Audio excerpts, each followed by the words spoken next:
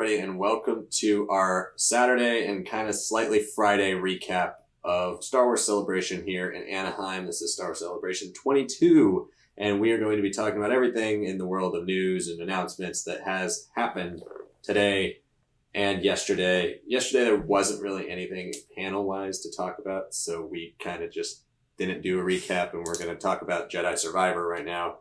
That was the biggest thing to come out of Celebration, and it didn't even come out at Celebration. It wasn't revealed there. So we're going to do all that, but before we do so, please hit that like button down below. Subscribe to the channel for Star Wars content. Minimum 5 days a week, 3 shorts, 2 videos. If you haven't checked out our other updates and stuff we posted, I did a reaction for Obi-Wan. We did a full review for Obi-Wan. We did a Thursday recap. We also did a reaction today to the Mandalorian Season 3 extended trailer that we saw at the Mando Plus panel, and Ahsoka. We'll talk about those more in depth right now, but we did an initial reaction to that as well.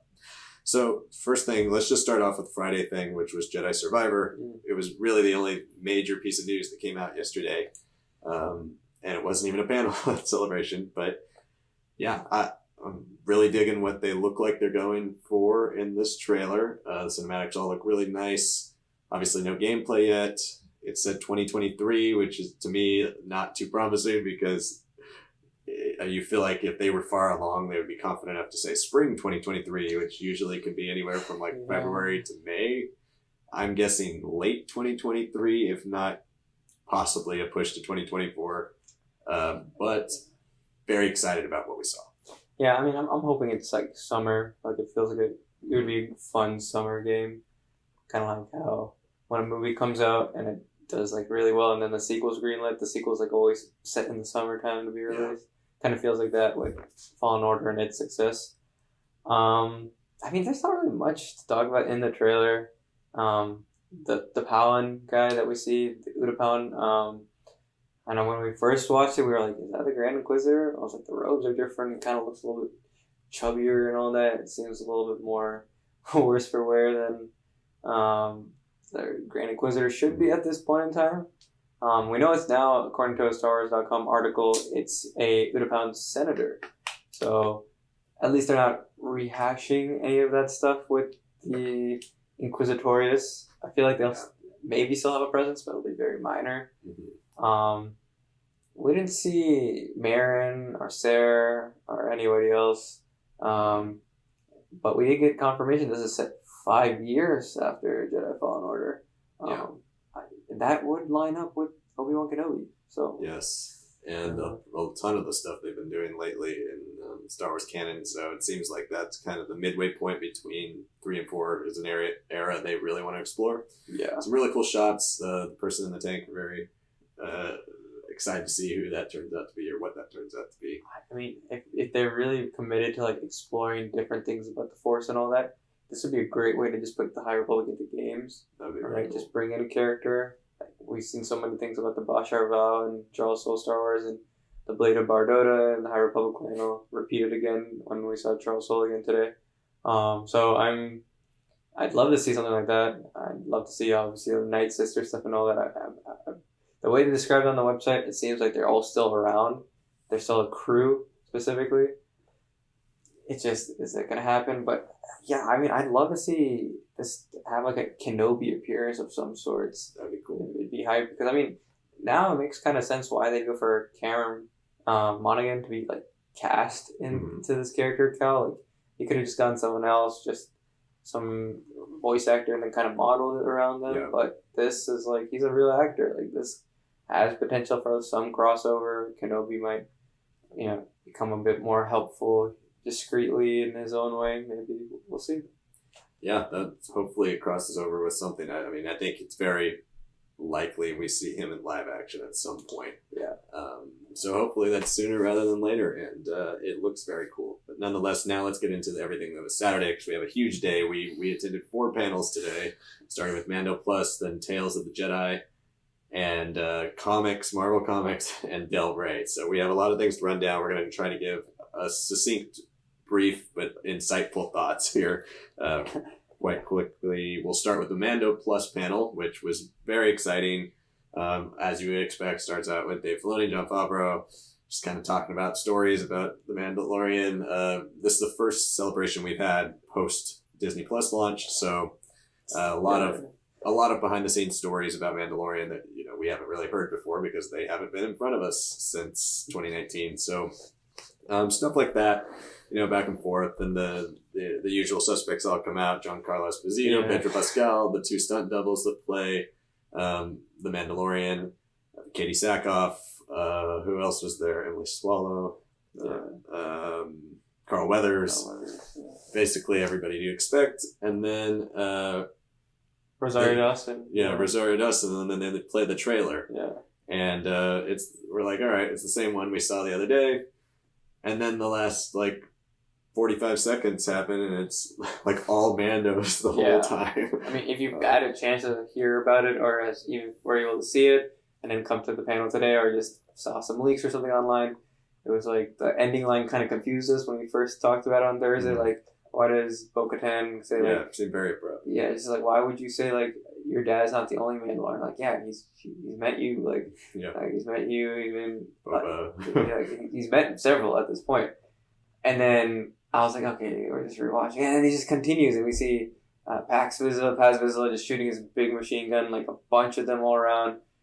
So many cool things. I'd say dropping out was my favorite, because I love how they do in the Clone Wars and Rebels, but it's a little smoother. When here it felt very atmospheric, zero bass dropping of sorts. Mm-hmm. Yeah, I really like that. Yeah, tons of stuff, and a lot of different shots of 5, 6, 10 Mandalorians on the screen at once, which is something we haven't seen yet. The closest we've gotten is episode 3 of season 1, which had about 4 on the same screen. Yeah. And they mostly just kind of float from the sky. It floated and then it landed, And the budget here looks even bigger than season 2. It honestly, I said it kind of reminds me of the whole trailer reminded me of the IMAX scene we got at the end of episode 1 of season 2 with the Great Dragon. Yeah. Everything just seems so much bigger and so much better. Maybe we're just seeing the first couple episodes, or only a couple episodes that have that bigger budget, but it seems like everything seems to have a huge boost. It's such a heavy emphasis on Mandalore, which is awesome. We even got to see a shot of Mandalore, the city, the dome city that was destroyed. It's not a dome anymore. It's really not a dome. It is open air, and it doesn't look great for the Mandalorians that live there. So we had all that, and then Rosario Dawson came out on stage, and they teased Ahsoka. They showed us a trailer for Ahsoka. Yeah. We got probably about a minute, maybe a minute and a half long trailer. Mostly people walking around. Mostly Ahsoka walking around. We see her at what looks like her ship at the end of the Rebels epilogue. At least the narrowness of it kind of was like that. Saw some really cool things though. Yeah. Then one of the people walking with Ahsoka was Hera. Yeah. That's the first one we see. And then a lot of Ahsoka walking around, touching stuff. It seemed like some Mortis sort of related runes. Mm-hmm. I want to say in some circular pattern, but I couldn't really tell. And it definitely, we didn't get any story from this trailer, but it definitely the shots we've seen kind of goes with what we all assume to be the show about Ahsoka and Sabine finding Ezra. It looks very mysterious, kind of Indiana Jones-esque, where they're walking around, looking at things, touching things, making sure, checking for clues, that type of stuff. That's how it felt. And then it ends with the shot from the end of Rebels of the mural that Sabine paints of the whole crew. And who walks up? Sabine. Yeah. And they reveal that Natasha Liu Bordizzo, who was revealed to be casted, but not officially, about 6 months ago, 7 months ago, I want to say way back in November or December. Something like that, is officially Sabine, and we are going to see her as a big role, probably a co-lead in Ahsoka. So, that was very cool. Just saw her back. Yeah, we saw the back of her and Hera, and she came out and answered some questions. The whole panel speech where you say a lot, but you don't actually say anything substantial. But, it's nice. I think when these castings were kind of being thrown around, Tati Gabrielle and Lana Condor and all these people, I was like, I could see it. But then when I didn't even ever hear Natasha's name, but when it got dropped, I was like, after seeing her, I'm like, that's it. And, it also brings up, I think, the interesting point of, how some characters, especially now at Celebration, we're seeing more and more animation characters be brought to live action without the original actor. Yeah. I know a lot of people are like, oh, Tia Sakar could have done that, or Ashley Eckstein should have been Ahsoka. In an ideal world, yes, but these characters were roles that they auditioned for. They weren't really made for them. And versus something like Katie Sackhoff, like that role was made for her. It looks exactly like her. Yeah. I mean, you can't really expect David Oyelowo to do Agent Callus. Like it just doesn't work. So I think as much as I was like interested in seeing Tia Sarkar kind of play that role, I knew even with her acting and live action experience, it wasn't going to work. But seeing Natasha, I mean, she already seems like she has a passion for it, and she looks just like Sabine would. So I'm really excited to see her. Really don't know who Hera is, but it'll be interesting. Yeah, I mean, a lot of crazy things. We even saw like a family of Babu Fricks in the Mando trailer. It was a lot of cool, interesting shots. Seems like a lot of expansion for both. This show seems more arcane, historic, prehistoric ruins, kind of. Yeah, like you said, Indiana Jones. Now, Mando just seems like a whole like deep dive into Mandalore completely now. Yeah, finally. Yeah. Also, Professor Hugh Yang. Oh yeah. What we assume to be Professor Hugh Yang in this trailer. So yeah, overall, it's just kind of it was a pretty straightforward look. Not really. They emphasized they've only been shooting for 3 weeks, so there was not much to see. But it looks cool. Shot all good-looking shots. You know, good costumes, good sets, whatever. There's not too much to talk about, but. Since it was not spread on the internet legally, there are a lot of surprises, a lot of reveals, and it definitely is the Rebels sequel we've been hearing about for so long. Also, animatronic Chopper came on stage. Yeah, it looked great. Very articulated joints and stuff. Like the head was rocking around. We tried to compare it to the Rogue One picture. It looked a little less squattish, a little bit more live action instead of just exact copy paste from the animation of Rebels. Yeah, and even at the end, they brought him back out with the little things coming out of his head, claws. Yeah. So very cool. I'm very excited for Ahsoka. I cannot wait for them to reveal Thrawn. I don't think they will. I think we'll start hearing rumors about who it is. Hopefully, it's Lars Mikkelsen. I feel like we get an Ezra before we get a Thrawn. I think so too, and I think what we could get at the very most is a line from Thrawn that kind of reveals that it's Lars and also reveals that he's in the show, but we never actually get to see his face. Hopefully that comes at some point, but we are at least a year away, if not more than a year away from Ahsoka being released, so not too much to hope for. But yes, so many great things we saw in those 2 trailers. So then we left that panel and we moved on to a panel we didn't really know what to expect from, and it was Tales of the Jedi, which they did officially reveal a little while ago was going to be a short animation series.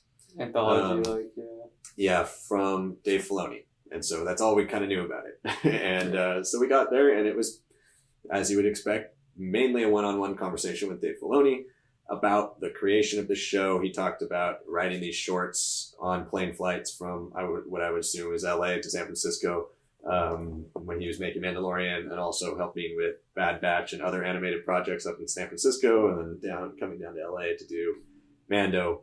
And it's a Clone Wars animation style inspired anthology series that is going to be featuring 3 stories about 2 different characters. That's all they told us now.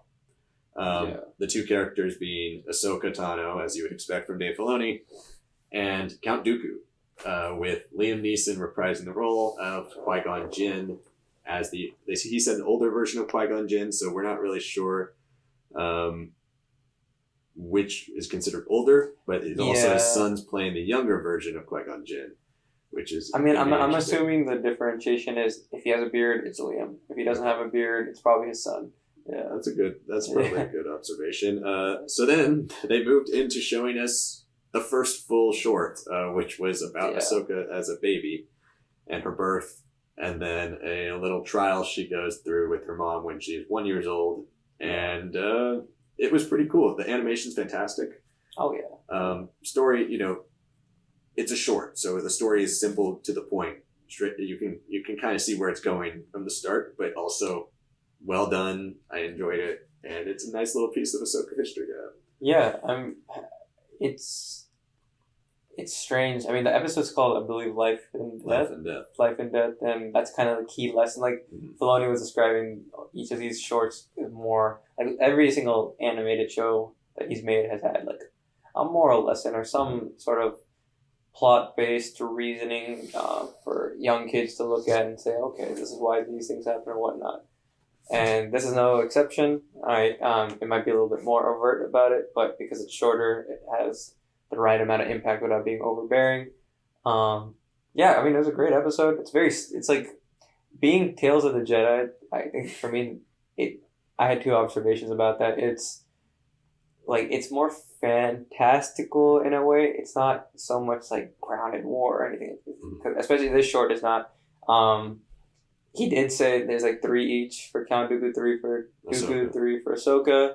And Ahsoka was going to be one is we assume is the baby one that seems like it takes place during the Clone Wars, and then one probably in the Rebels timeline. Right.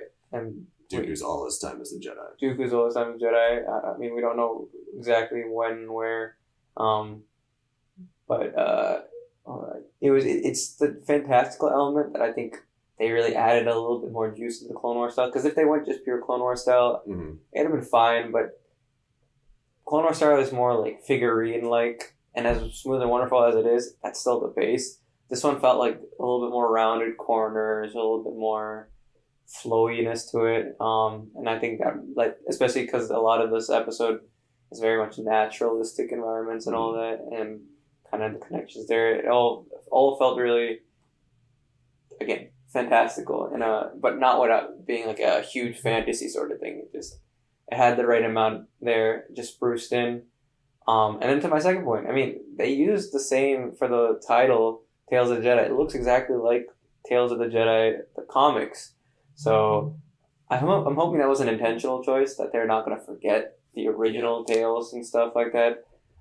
Maybe they just don't show it right now. Maybe in the second season they bring one of those with the High Republic, and then Old Republic, whatever. They fix up with the Tales of the Jedi era and KOTOR era being really different aesthetically, but only like 15 years apart or something. Yeah. So yeah, I'm really curious about those two things. But I mean, the episode was great. It was like 15 minutes, I want to say. Yeah, I want to say it's not, like, I feel like most of what we have experienced with shorts in Star Wars, a lot of people are going to think of something like Forces of Destiny or something like that. It is significantly longer than that, those are about 2 to 5 minutes each. Yeah. This I would say is at least 10, maybe 15 minutes. So it's shorter than an average Clone Wars episode, but probably going to be right in that spot, about halfway between what a Forces of Destiny episode and a Clone Wars episode is. Yeah. Also, the animation seems to be, like, this one seemed to be kind of and probably why it's done early, the safest animation in terms of, like, it really is. It was, it was Togrutas, so they don't really have hair or anything like that. You didn't see any super flowing things. I mean, the grass looked good, but they showed us a trailer after that had the Dooku stuff, which I think is easily the stuff I'm most excited for. But Qui-Gon Jinn, the way he looks in that Dooku, Obi-Wan's hair looks so much improved, Anakin's, and and maybe it's just because we are seeing the models from season 1 and 2 of the Clone Wars, those versions of Anakin and Obi-Wan, but with, like, at least the season 7, if not like a better version of season 7 animation. Yeah. So it looks so good. I mean, I'd say the one thing that kind of confused me with the trailer is that we see Obi-Wan with the mullet, but he doesn't have a mullet to start off the Clone Wars. So I don't know if that's like takes place during Brotherhood. I mean, I'd love if they did something like that. Like, that's their first scene of, like, maybe Anakin going through the sequence, and then flash forward to Ahsoka going through this training sequence of sorts. I'd love that. I really don't know. It probably isn't. Maybe it's just a choice that they went with. He emphasized that this was a happy life lesson episode, but Dave Filoni kept saying, no, there's a lot of really dark stuff here, especially with Dooku. Yeah. It really gets into why and how he falls. If you've read Dooku Jedi Lost, that does as well, but I think that is more summation of his time as a Jedi, from the point of view of Asajj Ventress, who's reading about Dooku's Dooku's personal take on it, because it's all from his journals. Right. This is going to be showing some actual events, and we see Dooku with Qui-Gon, we see Dooku with Yoda, we see Dooku with Mace Windu, we see Dooku fighting Yaddle. Yeah. I mean, that's a big thing. She's one of 3 of that species that we know of, right? And she's on the council in episode 1, but then she's not by episode 2. Canonically, they've kind of said, like, she just kind of stepped away because of she didn't like how things were going with the Jedi or whatever, so she stepped away from the council. Now that gives a little bit of leeway, I guess, to kill her, be like the first major kill, maybe promote this thinking in Dooku that, like, hey, I already killed one of your species, Yoda, why can't I kill you? Yeah. All right, maybe that's what happens here. It's interesting. I just didn't expect Yaddle to be used, but Yaddle's now becoming a player in the High Republic as well, so... Yeah. When I first saw it, I thought, oh, it's like a training thing. But it still could be Dooku post Phantom Menace if he still has a blue lightsaber, because we don't know when exactly he gets approached by Palpatine and become Darth Tyrannus, but like he would still hypothetically have his blue lightsaber even if he was existing post Phantom Menace and ran into Yaddle and killed her. So that could be interesting. But yeah, I think by far the stuff I'm most excited for is Qui-Gon and Dooku. Seeing that is like a dream come true. And I mean, even though Filoni's like, I chose to go with this one instead of that one, the Dooku one, presumably. This Ahsoka episode was great. Yeah. I like, me personally, just because Ahsoka is kind of based off of Ashoka, an Indian emperor, or a Mughal emperor, at one point. So there's like already like an Indian influence in Star Wars too. Yoda is from a Sanskrit word. There's like a lot of spirituality from Hinduism, Buddhism, Southeast Asia, all these different things that are kind of mystical that have been embedded with the Force from 77, essentially. I like that when Ahsoka's character was named, I was like, oh, it seems like that. And Filoni said, yeah, it's kind of based off of that. And then he really dug into that a little deeper here. Her mom's name is Parvati, or it's like kind of like Parvati, like one of the Indian goddesses. It's like, there's a lot of like, even like the village elder, this lady also has something that sounded pretty similar to, I don't remember the name exactly, but sounded pretty similar to another word that, I mean, if you're Indian, you kind of know, but I liked it. It was, the Togruthans themselves are not just like an Indian tribe or anything, but it's just, they're combining some elements, some, phonetics with, some a little bit more African, a little bit more Asian. It's like a nice mix of cultures that I think was always a part of the species, but now we're really getting to see it in full force. Yeah. I mean, I love the episode for that. Baby Ahsoka is adorable. Yeah. She really is. I love like when she's being carried by her mom, her feet are just kind of dangling and they're just tiny little like foot slippers. We didn't talk about her mom. Yeah. That was great. So yeah. I loved it. Janina Gavankar. Yeah. That's how you pronounce her. Janina Gavankar. Yeah, she's she played Ahsoka's mom. I probably won't see her again, maybe. Yeah. But it seems like from the trailer, it seems like this is the only episode that features Baby Ahsoka. Right. So maybe in future episodes we'll get another Baby Ahsoka adventure. But I mean, she came out and she was very passionate. I mean, if you guys know, she played Iden, right? And that's her image and likeness there. But here, she's obviously looking quite similar to Ahsoka, an older Ahsoka. Yeah. We don't get her dad's name. He's not really a big player in this. Yeah, he's fixing a roof the whole time. Even like the tiger sort of creature seemed like a Bengal tiger to me, just more like yellow. Yeah. So it's like a lot of... It's like a cross between a Bengal and a saber-tooth tiger. It seems something like that. And Ahsoka kind of does the thing where like... the lesson of this is literally life and death, where her mother is like, okay, look at all this life and these animals. And then she's only like 1 year old, and then she shoots... her mom shoots this creature, and she's like, this is death, you have to know it. And it says these words of like peace and love. Kind of felt like very Native American in that way. Like, these are the like last few words of gratefulness. And then like, you don't see any like blood or anything. Obviously, apparently they get much darker, but it was nice to see those elements. They call it a Kaibuk too, which is the animal that Yoda rides in the original Clone Wars. Oh, right. But it's a different... It's very different. Different design of the Kaibuk. So unless there are multiple Kaibuk variations... I mean, there's different tigers that look very different, so maybe... there might be different versions on each different planet. Dave Filoni wouldn't even say what planet it was. He's saying like we can't do any absolutes and all that. Yeah. And then he's talking about like I love doing pine trees and anything. And Janine was like, "You said it can't be an absolute." He's like, "I like trees." You know, it was a pretty fun, just yeah, it was a laid back loosey-goosey. panel. Yeah, very loosey goosey. One of the most fun I think I would say we've been to, if not the most fun, because the rest have all been kind of mostly business. This was like a nice conversation about what is a passion project, and I think that brings me around to something I forgot I wanted to say earlier about Tales, which was he talked about getting funding for this. Oh yeah, and I imagine that pitching Ulick Queldroma was probably not the best way to get funding for this. Probably not. So if we see, an Ahsoka-led show like this, and then eventually it leads into Ulick and other Tales of the Jedi characters, or even back to Dawn of the Jedi, something like that, maybe that's how we come full circle with this. I mean, it's a passion project right now, but I think just from this episode alone, I think it's got potential to just be a series that comes and goes. Yeah. Adds in new stories as we touch and explore more eras, like lay the foundations, kind of fill in these little gaps and transitions. It could even be shadow drops, honestly. Like you see random Star Wars things get dropped all the time, like biomes and all this stuff. We could just end up seeing an episode thrown out there. I'd love that. I really would. So hopefully these just keep coming, and a lot of different creators can do a lot of different animated shorts with them. Yeah. That was Star Wars Tales. Definitely one of the more unique panels we saw. Moved on to Marvel Comics, which was actually more informative than I thought it would be. Yeah.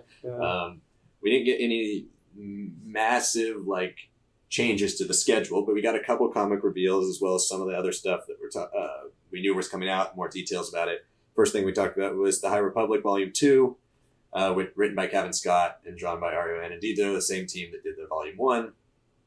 Kevin Scott said it takes place on Jeddah with a lot of different Force religions, which is an interesting take because you would think the planet that we've already had that said in the past that it was one of the homeworlds of the Jedi because it's called Jeddah. I mean, it's a curious choice because it is called Jeddah, but when you see it in Rogue One, there's also the Wills, the Guardian of the Wills, and all that. That's not exactly Jedi. We've seen in the Star Wars Jason Aaron line those death cult worshippers of sorts that just go to these phenomenon and crazy things happening.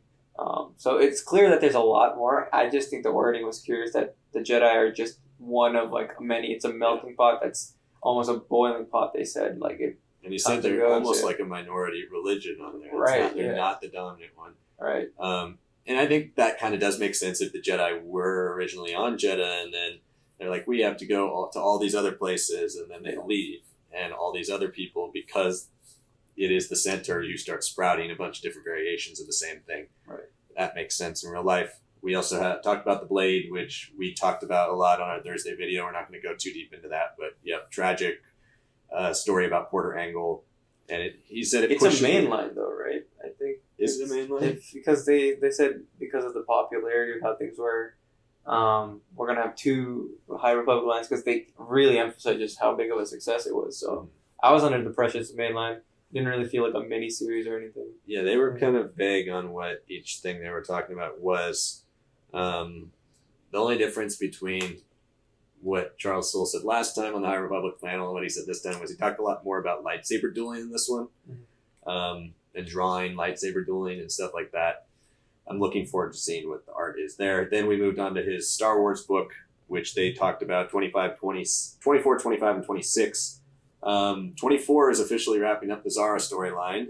So I don't know if she dies or what, but that's wrapping up the Zara storyline. Then 25 is Soule's 100th Star Wars script that he's written. And so it's his 100th comic that he's written for Star Wars over the last, 7 years he's been working with them. So that makes sense. And it's kind of a collection of short stories from all his different runs. So he called it untold stories basically from every run he's done. Yeah. He said Rise of Kylo Ren, Darth Vader, Poe Dameron, and Obi-Wan and Anakin. Yeah. So, and Star Wars, I think the main line Star Wars. So all of those will be featured there. Some really cool covers. I think it's going to have about 6 different variations. I think they showed. Yeah. So that'll be sick. Number 26 is going to start some new Luke and Leia stories. So basically, 24 ends what we're talking about now. 26 will start it again. 25 is kind of an anniversary issue of sorts. We talked about Afra, Bounty Hunters, and Vader. nothing really too new there. They showed covers and stuff, but those series are mostly continuing in the same direction. Yeah. I wrote down Darth Vader number 26 cover. I absolutely loved. It was him in like sand, like like he was a Sandman, like disappearing in the He sand. kind of looked like with that fallen statue on Jeddah, Mhm. which I thought was a pretty interesting choice to make. That Just to was go so back cool. to that quickly, that whole series is going to be taking place. It's only supposed to take place over a week on Jeddah, which is a pretty short timeline. So it seems like everything's going to happen a lot and intensely, which makes me think that maybe it's connected to the audio drama that Mark Thompson's doing, a Battle of Jeddah. So it seems like a big thing. And again, like we said, it feels like Phase 2 is more nebulous, more like different things are happening, not necessarily connected. But yeah, still really cool. But yeah, no, I like that cover too. It's very iconic. Yeah. I mean, Anakin would hate it, but Yes. Yeah, I really dug that. Hopefully the storytelling gets back on track as well as we get further there. Like that looked like it didn't really have anything to do with any of the other stuff we've seen. So right. Who knows what's happening there. They also talked about the Mandalorian comic adaptation. Not really that much, but kind of the same things we heard the other day at publishing. It's coming out. It's an adaptation of season 1. And eventually they're going to do season 2. Yeah. I don't know if I'll read it, but if you're into comics and Mandalorian, check it out.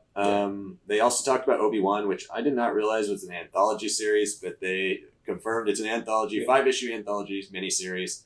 Each issue is about a different point in Obi-Wan's life. So if you've read issue number 1, you see him as a youngling. Next issue is him and Qui-Gon. He's going to be a Padawan. They said very close to Phantom Menace.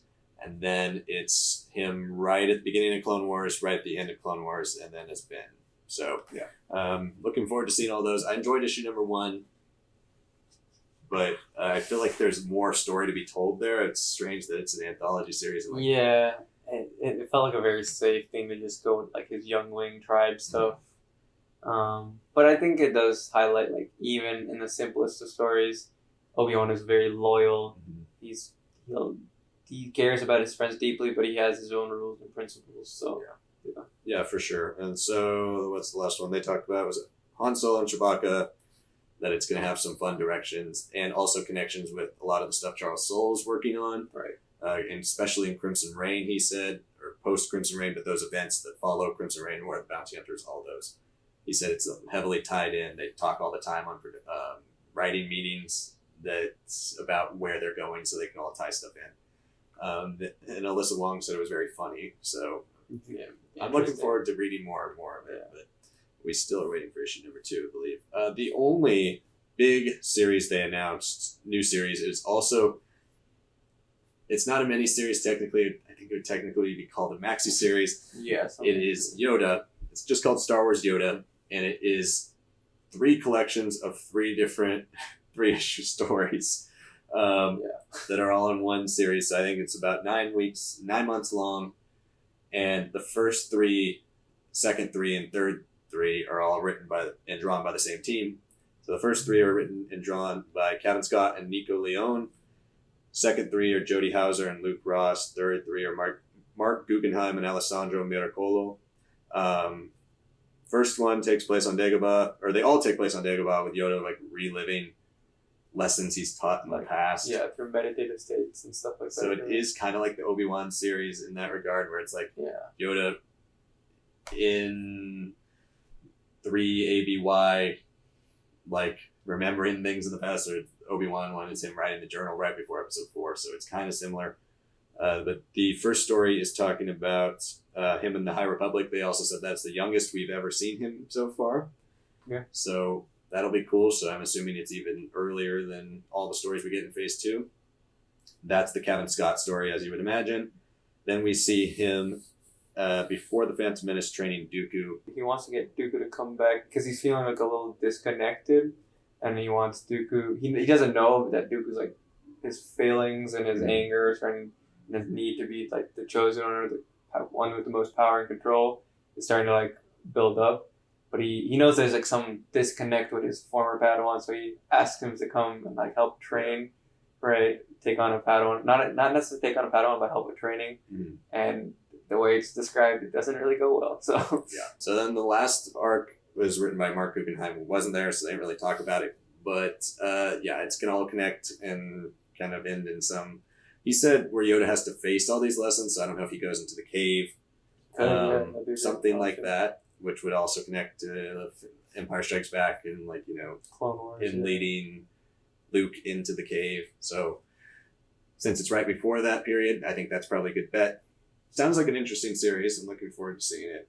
I love the emphasis on Dooku now. Yeah, they're really pushing him now, which is not a bad thing. I really wanted Dooku to get some growth and explanation. We get to film him out piece by piece. I'd love that. I would, yeah. I would love like a real novel, a meaty novel to get into. I thought Dooku Lost was good, but it is a script, and again, from a perspective, a source, and like you said, summation. Yeah. But it's good. The only other one that I want to this level of like build up is probably Grievous. Yes, absolutely, and that could have Dooku in it as well. I think a Dooku story immediately post leaving the Jedi Order would be awesome. Yeah, I'd love to see that. And then the very last thing they announced was a Visions comic / story. They weren't very clear on what it is. It sounds like it's a one issue thing or maybe like an oversized issue. It's like a. They said the way they described it is it's the episode that didn't make the cut. An unseen episode. Unseen episode of sorts. Yeah. So they didn't say anybody who's working on it, anything about it. They just gave the logo from the show. Yeah. And they're like, Visions is coming. And they said they were very particular with the language they used because they kept calling it a story. Right. So I don't think it's a series. I don't think it's a mini series. I don't think it's any type of series. I have a feeling it's one oversized issue, maybe 60 to 90 pages, and they'll get a bunch of anime artists from Japan to work with some of the writers they have and make some type of homage to Visions. Right. Yeah. And that was it for comics. Then we move on to the last panel of the day, one we just got back from, which was Del Rey. No real reveals at all there. Nothing we didn't really know, but it was a fun Q&A with Adam Christopher and Mike Chen. Beth Revis, who writes The Princess and the Scoundrel, was not there, but they also were heavily promoting that book. If you're not aware, those are the 3 books that are coming out this summer. Brotherhood came out about 3 weeks ago. Check it out. We did a full review on it. It's great. Definitely want to read that. And then Adam Christopher's Shadow of the Sith is coming out at the end of June. Right. And then we have Padawan in July, which is an Obi-Wan book about him as Padawan. But that is from Lucasfilm Publishing, so we talked about that the other day. So we really only talked about Shadow of the Sith and then some of the inspirations behind Brotherhood, which I thought were all really interesting. Yeah. Got a lot of love for Matthew Stover's Revenge of the Sith novel, of course. Some funny stories about that in the quote. Yeah.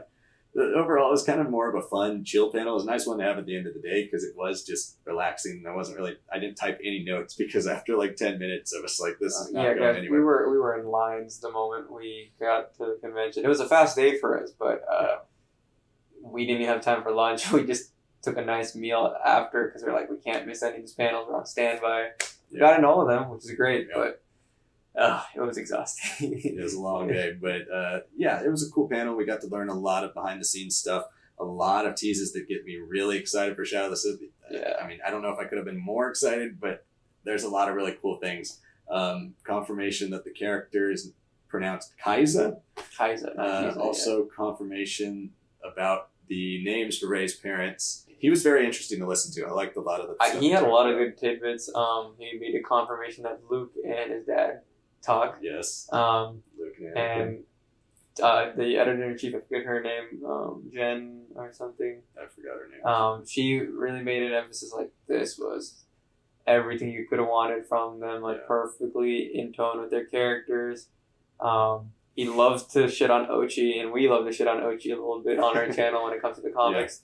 He's like, and he's like during this era, he's just like the comic jerk. He's just a jerk. He's irritating, and then how does he and he has this transformation on Exegol that doesn't change it completely, but Shadow of the Sith's very different, and there's a huge emphasis on the Lando and Luke relationship that is the central part of Rise of Skywalker. That Adam Christopher was like, what the hell? Like it's a 5-second thing that you said in the movie as like a one-off, but he's like, yeah, I really want to go into that. It was really exciting.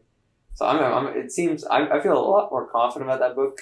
We were talking about how the scope of it is already going to be scary enough, right? Yeah. And he seems like very cognizant of that, but yeah, he did say something that we talked about a lot every time we talked about Shadow of the Sith, as that he's very aware that this book is a tentpole for the rest of this 30-year timeline, and that especially around that too. That he has a lot to live up to with writing this, because whatever he sets in motion with Luke's story, or even Lando's story, but especially Luke and Ochi and all the stuff that has to do with the dark side here, and Rey, that is going to be what is in place, hypothetically, unless some type of TV show or something retcons it.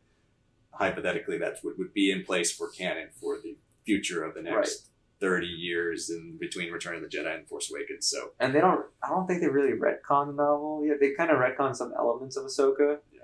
And I think some Force Awakens novelization. And it looks like we're going to see the Inquisitor that Ahsoka fights and kind of purifies the blades of in Tales of the Jedi. So maybe Filoni's kind of keeping a little bit closer than he did with Bad Batch and Kanan's origin in the comics. But for the most part, I think it's safe to say that the books, read them. First of all, they're great reads in general, and it seems like especially these bigger batches of adult novels that have been coming out are much more meatier than what we got in early canon. And I'm very confident about Shadows of the Sith now. Yeah, and it seems like Del Rey in general, usually the stuff that comes out from them is people are a little bit more focused on not retconning in canon than versus the junior novels or the young adult. So anyway, it was a good panel, fun panel, good way to end it.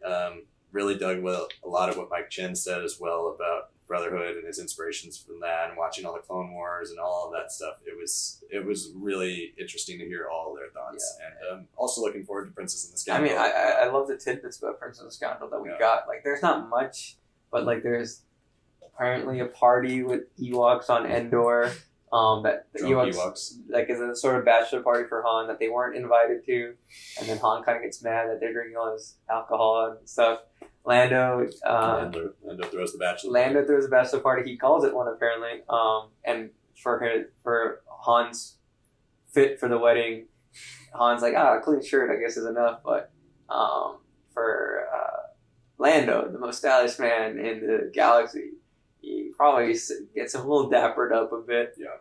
They said that they want to release some like concept art in a book or something before the release of Leia's wedding dress. Yeah, they talked about the color scheme for the book was so long. They cycled through like thousands and hundreds of that. Yeah, they acknowledged courtship of Princess Leia. Yeah, they really did that. And that the art of this is supposed to be an homage to that as well. And there's like this one quote that I really liked. I don't know if it's exact word for word that's going to be in the book, but Leia tells Han, she's like, "I wish you could have met my parents." And they, Jen, I think the editor is like, the big point of that is like, it's not, she has multiple family members, right? There's Luke, and then there's her Bail and her Breha Organa, but they're gone, and then there's Anakin and Padme, right? Like, there's a lot of complexity there. And Han says like the most Han thing, he's like, don't worry, it's like another family that won't be disappointed. They would have just been disappointed by me, right? Or displeased by me, which I think was very in line with how Han is with anybody. It seems like at least these 3 Del Rey books are putting an emphasis on, like, these character moments, connections. They're really well thought out. They really don't want to mess it up. The tone has to matter. And we loved how Brotherhood really hit that transition perfectly for us. So, yeah, absolutely, really cool panel, interesting panel. Good way to end it. And hopefully we'll be back tomorrow talking about the Bad Batch. We're hoping to get into that. Didn't get a lottery, so it's either lightning lane, standby, or bust. So we'll have a Bad Batch video up of some kind tomorrow for you, hopefully. And that'll be it for our coverage of Celebration. Obi-Wan predictions and speculation for episode 3 will be up Monday. Check that video out before the new episode comes out Tuesday at midnight or Wednesday morning. Thank you all so much for watching. If you're at Celebration, let us know what you've been thinking of all this stuff down below. If you're not, hopefully we're covering it all enough for you guys. Let us know what you're excited about, which of these panels you thought sounded the coolest, which pieces of information and news you're most excited for in the future. Like the video, subscribe to the channel, do all of that. And thank you so much for watching. We'll see you all next time.